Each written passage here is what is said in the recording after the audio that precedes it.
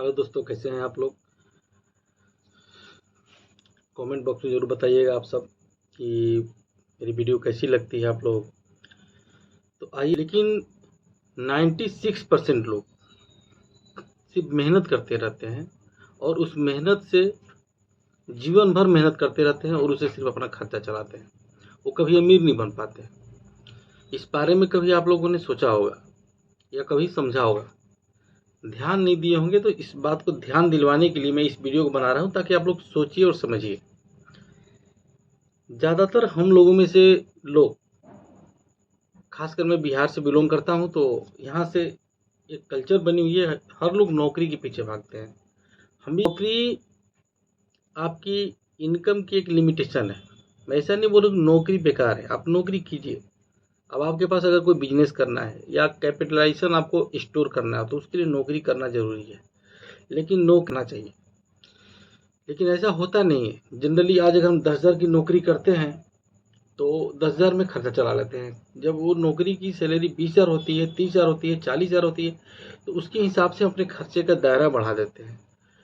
और इसीलिए 100 में 97% लोग लमसम, उसमें मीडियम वर्ग भी आता है, उसमें लोअर वर्ग भी आता है, गरीब के गरीब ही रह जाते हैं और हमेशा कर्ज की बोझ से, ईएमआई की बोझ से लदे हुए रहते हैं। वो कभी जीवन में इसी तरह काम करते करते करते एक दिन बूढ़े हो जाते हैं और फिर लास्ट में जीरो बटा सन्नाटा उनके पास फिगर होता है।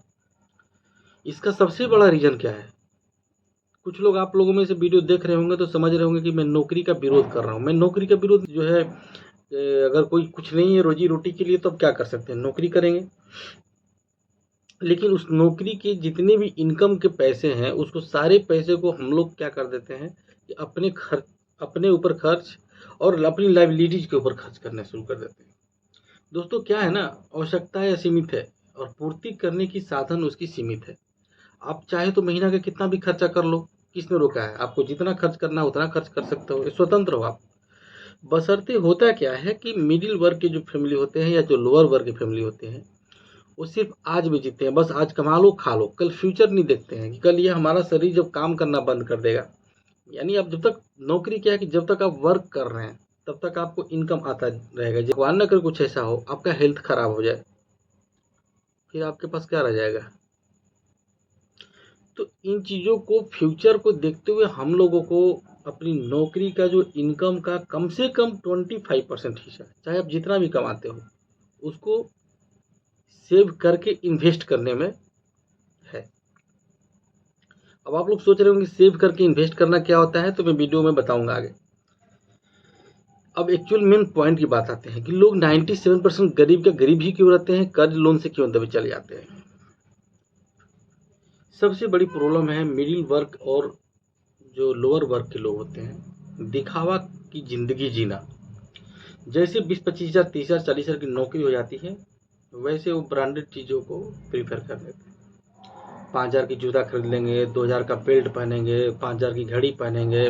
उससे नहीं तो लोन पर, ईएमआई पर जो है एक बाइक परचेज कर लेंगे। फिर बाइक का 3-4 साल ईएमआई चुकाने के बाद उनकी इच्छा बढ़ती जाएगी, वो कार एक लोन पर लेके आएंगे। अब ऐसी चीज़ों से आप एक कचरा बटोर रहे हैं। ये कुछ सबसे मजे की बात क्या है कि ये लोग जो लाइबिलिटीज खरीदते हैं, उसको भी एसेट समझने की गलती करते हैं। मिडिल वर्ग और लोअर वर्ग को ना उनको एसेट्स और लाइबिलिटीज के बीच का जो डिफरेंसेस होता है उन्हें पता ही नहीं होता है। क्या होता है एसेट्स, क्या होता है लाइबिलिटी।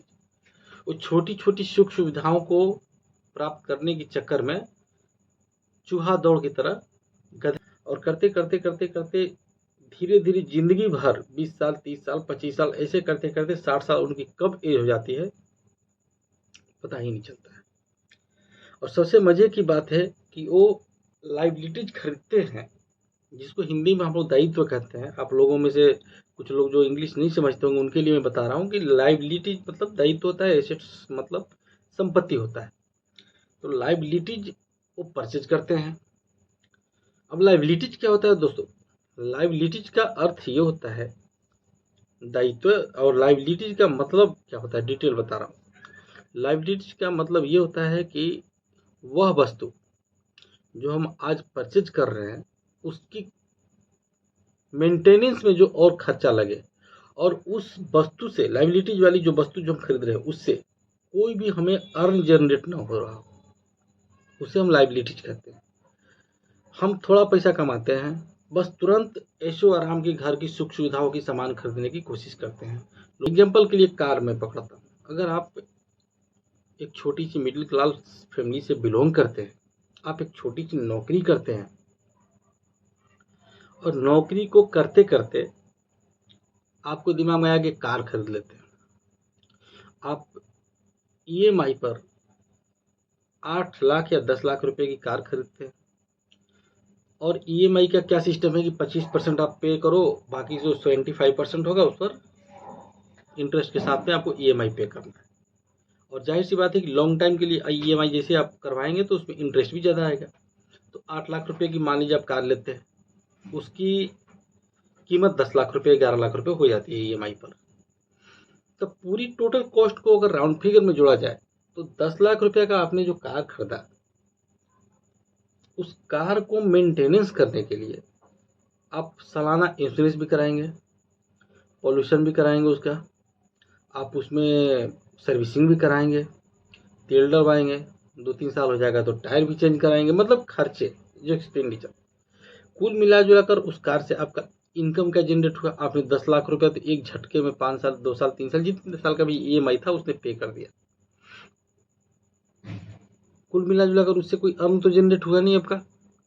आप इतने मेहनत से पैसा कमा रहे हैं, अगर 5 साल के लिए अगर आप 10 लाख रुपए आपने 5 साल में चुका दिया, वन टाइम मान लीजिए 2-3 लाख दिए, बाकी 5 साल में आपने ईएमआई के तौर पर 3 साल या 5 साल मिनिमम मैक्सिमम जो भी होता है आप चुका रहे हैं।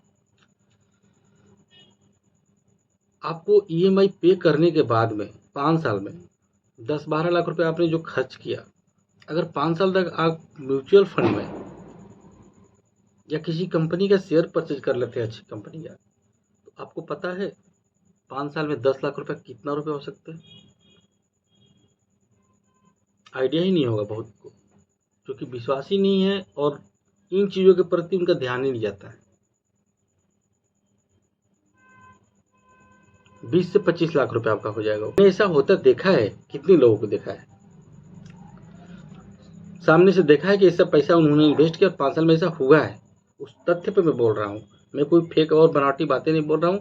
और आप लोग अगर यकीन ना हो तो किसी भी जो म्यूचुअल फंड का नॉलेजेबल व्यक्ति होगा उससे आप जाकर सलाह ले सकते हैं, पूछ सकते हैं। इन्वेस्टमेंट के प्रति ध्यान नहीं देते हैं और अपनी जीवन की जो अनमोल जो मतलब मेहनत की जो कमाई होती है उसको हम लोग कचड़े खरीदने में लगा देते हैं। अब उस कार से देखिए लॉस क्या हो रहा है। कार का मैं एग्जांपल दे रहा था, उस कार को आप अगर 5 साल बाद जब बिक्री करेंगे, सपोज दैट, या 5 साल बाद हो सकता है कि आपकी नौकरी छूट जाए, आपको पैसे की सख्त जरूरत आ जाए, आपने तो पैसे खर्च कर दिए ईएमआई में, खर्चे में, होम लोन, तब अचानक से हो सकता है आपकी नौकरी छूट जाए, आपका हेल्थ कॉन्शियस हो जाए, हेल्थ पूरा तरह से खराब हो जाए, लॉन्ग टाइम के लिए खराब हो जाए। आपको लगता है कोई कंपनी आपको सैलरी देती रहेगी बैठाकर साल 2 साल तक? This is not possible. तो उस स्थिति में आप क्या करेंगे? कार पैसा दे देगा आपको, और देगा तो कितना देगा?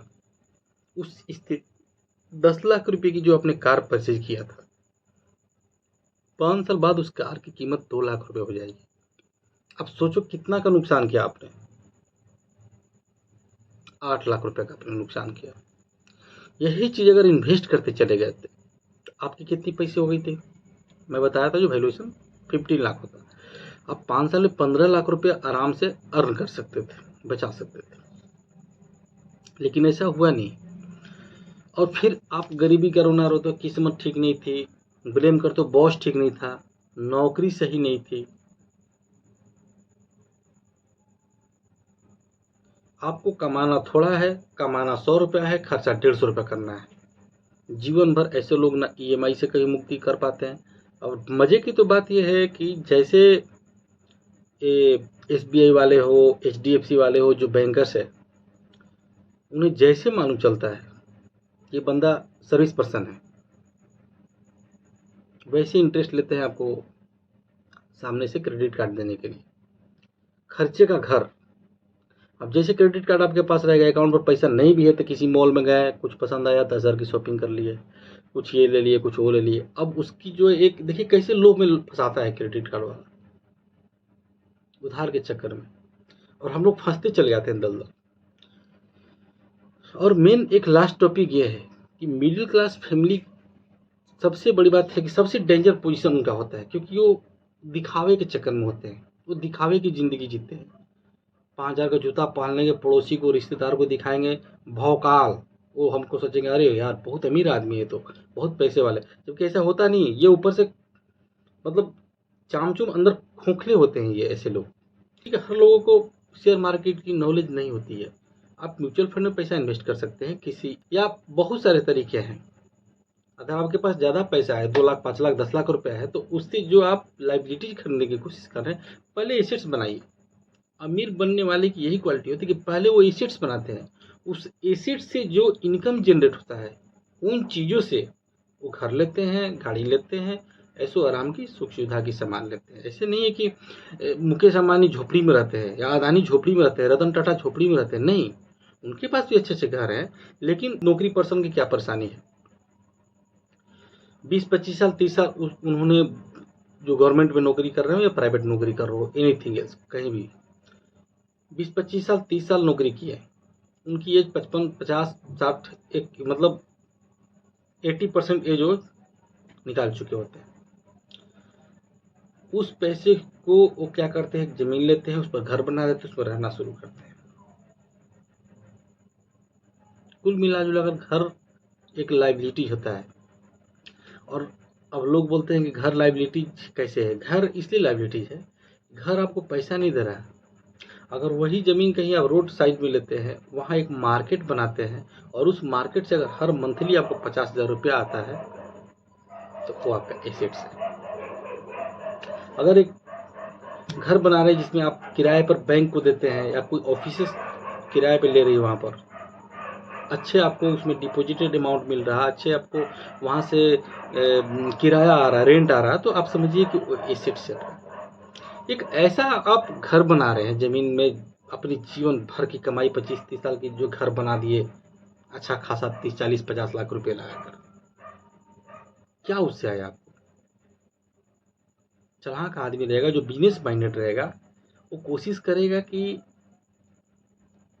जितने भी उनके पास लास्ट जो जमा पूंजी है बचाया हुआ, उस पैसे से एसेट्स खरीदे।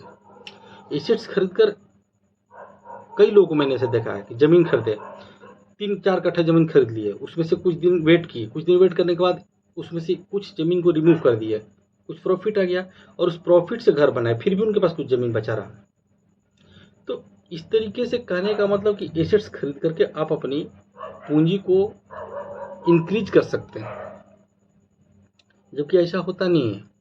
अमूमन स्थिति में जो लोअर वर्ग है या फिर जो मीडियम वर्ग है, हम लाइबिलिटीज खरीदते हैं और खरीदते चले जाते हैं, और जीवन भर जब तक हम कमाते रहते हैं लाइबिलिटीज खरीदते हैं और उसको एसेट्स समझते हैं। तो ये जो दो फंडामेंटल है, लाइबिलिटीज एंड एसेट्स, इसके अंतर को समझना होगा।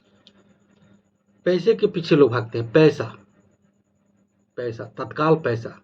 तत्काल पैसा आपको नौकरी ही दे सकता है, और इतना ही दे सकता है जिससे कि आप जिंदा रह सकते हैं, भूखा नहीं। कहावत कहा गया कि नौकरी कभी आपको भूखा नहीं मरने देगी, लेकिन ये भी सच्चाई है कि कभी जीवन में बड़ा भी नहीं बनने देगी। दिखा दो कोई नौकरी वाला आज तक अरबपति खरबपति बना हो। जितने भी बिजनेस जो मार्केटिंग में है, जो मार्केटिंग कर रहे हैं, आज वैसे लोग ही सक्सेस है जीवन में आगे बढ़ते हैं। तो कुल मिलाजुला कर कहने का मतलब कि आप जो भी इनकम जनरेट कहीं से करते हैं, उससे एसेट्स बनाने की कोशिश करें, न कि लायबिलिटी बनाने की कोशिश करें। और एसेट से जो इनकम जनरेट हो, उसके 10% चीज़ों से आप अपने सुख साधन सुविधाओं का सामान का परचेजिंग करने का कोशिश करें। तो आई होप कि आप लोग मेरे वीडियो को समझ में आया होगा कि मैं क्या कहना चाह रहा हूँ, और इस तरह की और भी मोटिवेशनल वीडियो मैं आगे बनाते रहूँगा। आप लोग मेरे चैनल को लाइक कीजिए, शेयर कीजिए और सब्सक्राइब कीजिए, ताकि इन तो वीडियो को यहीं पर आप समाप्त करते हैं, और गुड नाइट।